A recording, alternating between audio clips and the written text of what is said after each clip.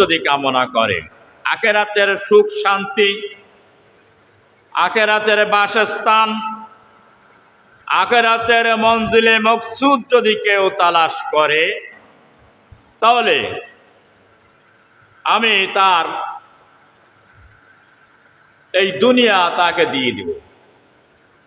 আল্লাহ রাব্বুল আলামিনের মস্ত বড় কথা। আখিরাত যদি কামনা করে, আখিরাতের বিনিময়ে দুইটা পাবে, একটি পাবে আখিরাত, আরেকটি পাবে দুনিয়া। আল্লাহর ঘোষণা, ওমান কানা ইউরিদুল হারতাদ দুনিয়া নুতিহি মিনহা ওয়া মা লাহু ফিল আখিরাতি মিন নাসিব। আর যদি কোনো ব্যক্তি দুনিয়ার ফসল যদি কামনা করে, দুনিয়া যদি কামনা এবং বাসনা তার মধ্যে থাকে, আখিরাত বলে যে, তাহলে তার কিঞ্চিত পরিমাণ আমি দুনিয়া দিয়ে দিব, আখিরাত থেকে চিরতরে সে মাহরুম হয়ে যাবে। আখিরাতের কোনো সুখ শান্তি সে লাভ করতে পারবে না। দুনিয়াতে সুখ শান্তি লাভ করবে বিভিন্ন মুসিবতের মধ্যে দিয়ে, দুনিয়ার কিঞ্চিত পরিমাণ সামান্য সে দুনিয়ার সুখ শান্তি সে উপভোগ করবে। আল্লাহ পাক বললেন, দুনিয়া যদি কামনা করে তাহলে কিঞ্চিত দুনিয়া দিয়ে দেওয়া হবে, কিন্তু পেরেশানি, সমস্যা, মুসিবত জড়িত থাকবে এই দুনিয়ায়, সে কিঞ্চিত পরিমাণ সুখও ভোগ করতে পারবে না। আর আখিরাত যদি কামনা করে, আখিরাতে পুরস্কার তো পাবেই, সেই সঙ্গে আমি দুনিয়াও দিয়ে দিই। আল্লাহর ঘোষণা, সূরাতুশ শূরা 20 নম্বর আয়াতে আল্লাহ পাক বলেছেন। এই জন্য তারাই তো সবচাইতে বুদ্ধিমান ব্যক্তি, জ্ঞানী ব্যক্তি। আল্লাহ রাব্বুল আলামিন এর কথা যারা উপলব্ধি করে, চিন্তা ভাবনা করে, যারা আখিরাত কামনা করে, আখিরাতের পুরস্কার যারা কামনা করে, আখিরাতের ফসল যারা কামনা করে, ওরা দুনিয়া পাবে। আমি প্রায় ইনস্টান দিয়ে থাকি, যদি মনে করেন আপনি একটি ঘর তৈরি করেছেন, মসজিদের পূর্ব সাইডে অথবা দক্ষিণ সাইডে অথবা উত্তর সাইডে জানালা রেখেছেন একটা মসজিদের দিকে, কোন সময় মসজিদ থেকে আজানের ধ্বনি আসবে, ওয়াজ নসিহতের বক্তব্য আসবে, আমি এই জানালা দিয়ে বসে বসে সেটাকে শুনব। এই নিয়ত যদি থাকে, তাহলে ওই জানালা দিয়ে তার জন্য 3টি লাভ। 1 নম্বর হচ্ছে সে আজান শুনতে পাবে, বক্তব্য শুনতে পাবে, নেকি তার আমলনামায় লেখা হবে। 2 নম্বর তার লাভ হচ্ছে ওই জানালা দিয়ে আলো এবং বাতাস তার ঘরের মধ্যে প্রবেশ করবে। 3 নম্বর পুরস্কার হচ্ছে ওই জানালা দিয়ে ও বাতাস খাইতে পারবে। নেট কয়টা? একটা, ভালো কাজের জন্য। আর লাভ কয়টা? 3টি। আর ও যদি মনে করে না বাতাস খাওয়ার জন্য রাখলাম, আলো বাতাস, কয়টাই পাবে? নেকি পাবে না। তাহলে বুদ্ধিমান মানুষের জন্য পরকাল খুবই সহজ। দুনিয়া তার পিছে পিছে ঘুরবে, আখিরাত কামনা করলে দুনিয়া তার পিছে ঘুরতে থাকবে। দুনিয়ার জন্য তার পাগল হওয়া লাগবে না, দুনিয়া তার জন্য পাগল হয়ে যাবে। মহান আল্লাহ রাব্বুল আলামিন সূরা আল ইমরান 145 নম্বর আয়াতে বলছেন, ওয়ামান ইউরিদু সাওয়াবাদ দুনিয়া নুতিহি মিনহা ওয়ামান ইউরিদু সাওয়াবাল আখিরাতি নুতিহি ওয়া মিনহা ওয়া সানাদ যে শাকিরিন। আর যে ব্যক্তি দুনিয়ার পূর্তি দান কামনা করে, আমি তা হইতে তার কিছু প্রদান করি, দুনিয়ার থেকে তার কিছু লাভ আমি দান করি। আর যে ব্যক্তি আখিরাত কামনা করে, আমি তাকে পুরোপুরি আখিরাত তো দান করবো, প্রতিদান দান করবো, সেই সাথে আমি তাকে দুনিয়া দান করি। আর অচিরে আমি কৃতজ্ঞতাদের জন্য, যারা শুকরিয়া আদায় করে, তাদের জন্য আমি পুরস্কার প্রস্তুত করে রেখে দিয়েছি, পুরস্কার দান করব। চিৎকার মেরে বলেন সুবহানাল্লাহ। আল্লাহর কথা হলো খুবই স্পষ্ট। যদি কোনো ব্যক্তি আল্লাহর কামনা করে, তাহলে এই দুনিয়াটা কার? আল্লাহর। সব তার পিছে করবে। আরেকটি দৃষ্টান্ত দিতে পারি, ওই দুটো ঘাট তুলে বের করতাম। বাচ্চা হারুন আর রশিদের 11টি স্ত্রী ছিল, তার মধ্যে একটি বৎসরাত কালো কুৎসিত একজন স্ত্রী ছিল, আর 10টি স্ত্রী ছিল সবচাইতে বুদ্ধিমান, দেখতে শুনতেও ভালো। হারুন আর রশিদ একদিন পরীক্ষা করছে স্ত্রীদেরকে, ওগো আমার স্ত্রীরা, আমি তো একদিন এই দুনিয়ার থেকে চলে যাব, তোমাদের যার যা দরকার কে কি নিবে আমার সম্পদের মধ্যে থেকে নিয়ে নাও। এই কথা ঘোষণা শোনার পরে কেউ ধরল আলমারি, কেউ ধরল দলিল পত্র, কেউ ধরল সোনা দানা, কেউ ধরল হীরা মুক্তা, কেউ ধরল পশু পাখি, এমনি একটি একটি সম্পদ এক একজন গ্রাস করে নিল। যে যেটা ধরবে সে সেটার মালিক হবে। কিন্তু ওই যে বৎসরাত কালো কুৎসিত ওই যে মহিলাটা, ওনার স্ত্রী, উনি কিছুই না ধরে হারুন আর রশিদকে পাজা করে ধরে রেখেছে। বন্ধুরা আমার, দুনিয়ার বুদ্ধিমানেরা কি বলবে যে এর মতন পাগল স্ত্রী আর নাই, সবাই সম্পদ ধরলো আরো ধরে রেখেছে। বাচ্চা হারুন রশিদকে জিজ্ঞাসা করলো, আমার স্ত্রী, সবাই তো সব সম্পদ ধরে নিল, সবাই মালিক হয়ে গেল, আর তুমি কেন আমাকে, তুমি কেন ধরে রাখলে? হারুন আর রশিদের স্ত্রী বলছে, ও গো আমার প্রিয় স্বামী, ও বাদশা শোনো, এই আজকের যে সম্পদগুলো আমি দেখছি, যারা 10 জনে ধরল সম্পদ, এই সব সম্পদের মালিক হলেন আপনি। আপনাকে যদি আমি ধরতে পারি, তাহলে ওই সব সম্পদের মালিক আমি হয়ে যাব। আর যে যে ব্যক্তি যে যে সম্পদ ধরেছে, সে সেইটার মালিক হতে পারে, কিন্তু আমি সমস্ত সম্পদের মালিককে আমি ধরেছি। চিৎকার মেরে বলেন সুবহানাল্লাহ। একেই বলে বুদ্ধিমান।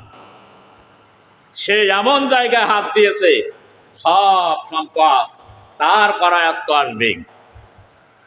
আর বুদ্ধিহীন যারা, তারা এমন জায়গায় হাত দিয়েছে কিঞ্চিত পাবে, পাইতে পারে নাও পাইতে পারে।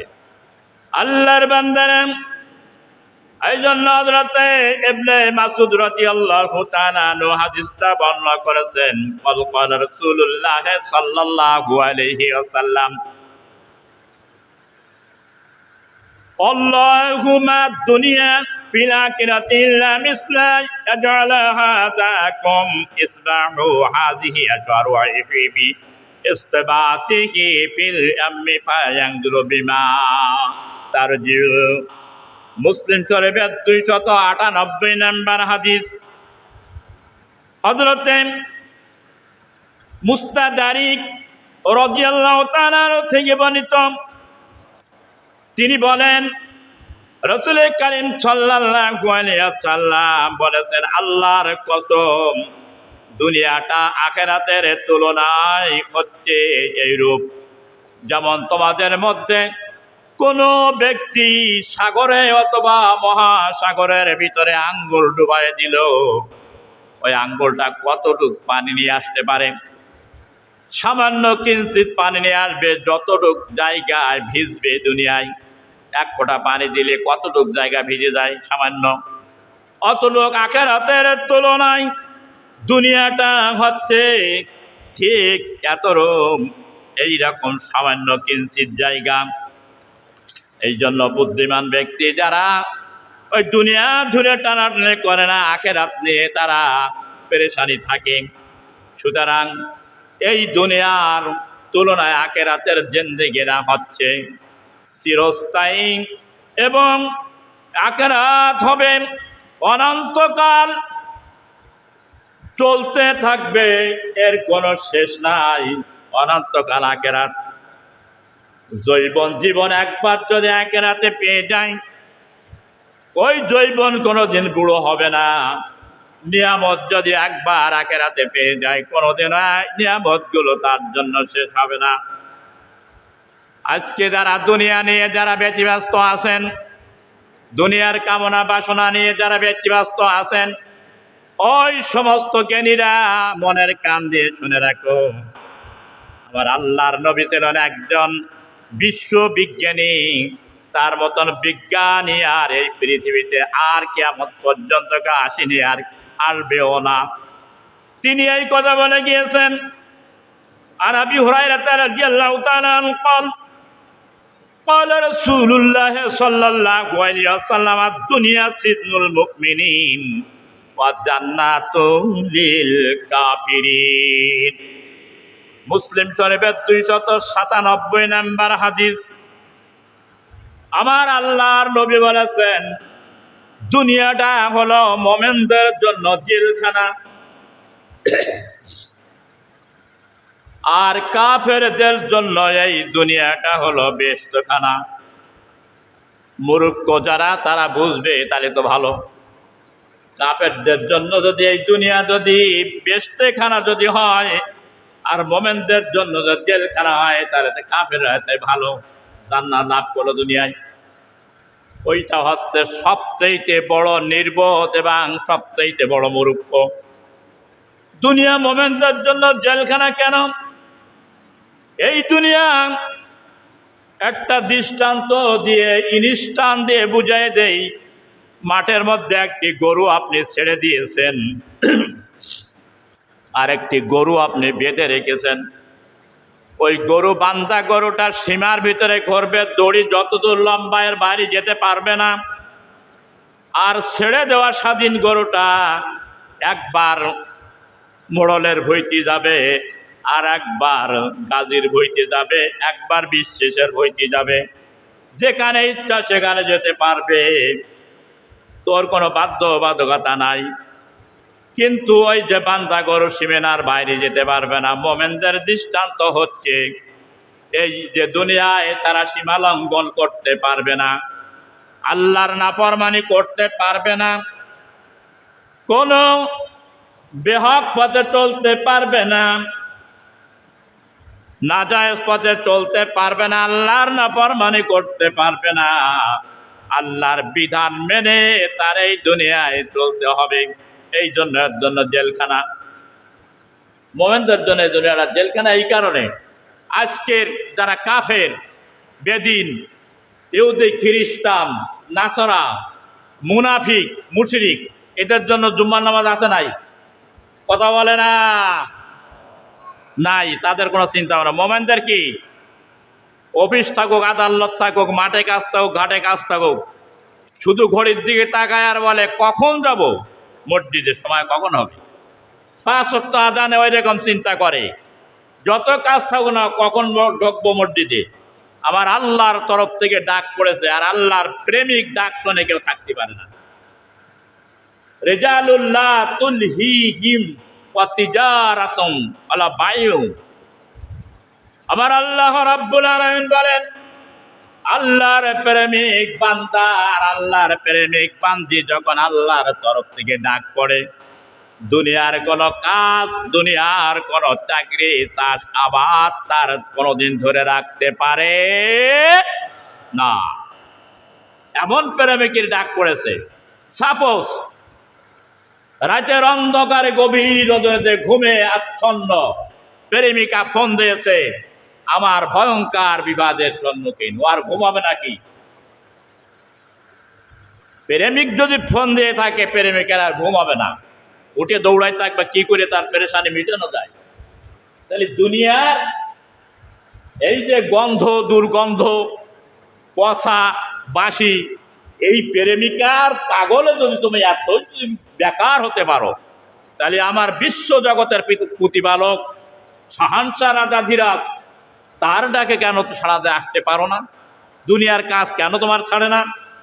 দুনিয়ার যে ঘরটা বেঁধেছ সামান্য কয়েকখান টাইলস দিয়ে, একটা খাট, একটা পালঙ্গ, একটা আলমারি, আর ঘরের ভেতরে থাকলে হয় থাকতে পারে একটা 24 ইঞ্চের টিভি, এই ছাড়া তো ঘরের ভিতরে আর তেমন কিছু নাই।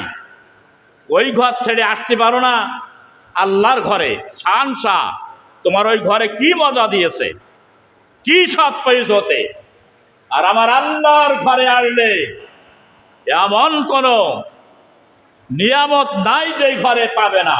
আর আমার আল্লাহর এই ঘরে যারা ঢুকবে, আল্লাহ তাদেরকে এমন জান্নাতে ঢুকাই দিবে, সেই জান্নাতটা মধ্যে কোনো কিছুর অভাব নাই।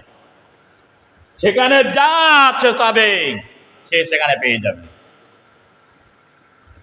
আল্লাহর বান্দারা দুনিয়ায় যদি সাধনা করে কোনো একটা ভালো জিনিসের জন্য, একটা গাড়ি কিনবো, একটা বাড়ি বানাবো, মনের মতন একটা ভালো জিনিস খাবো, কিন্তু সাধনা করে ঢোক গেলতে গেলতে তার জীবন শেষ হয়ে যাবে, তার নসিব হইতেও পারে, না হইতে পারে। আর যদি আল্লাহর বান্দা জান্নাতের ভিতরে, আল্লাহ পাক বলছেন, ইন্নাল্লাযীনা ক্বালু রাব্বুনাল্লাহু সুম্মা ইসতাকামু ফালা খাউফুন আলাইহিম ওয়া লা হুম ইয়াহজানুন। ফেরেশতারা বলবে, যারা আখিরাতের পাগল, আল্লাহর পাগল, মুমিনদেরকে বলবে, তোমাদের দুনিয়ায় কোনো টেনশন নাই, আখিরাতেও কোনো টেনশন নাই। আমরা তোমাদের দুনিয়ার বন্ধু ছিলাম, আখিরাতেরও বন্ধু। ওয়াবাশশিরিল মুমিনিন, এইটাই হচ্ছে মুমিনদের জন্য বড় সুসংবাদ।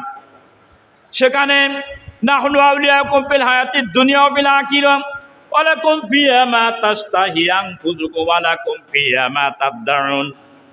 সেখানে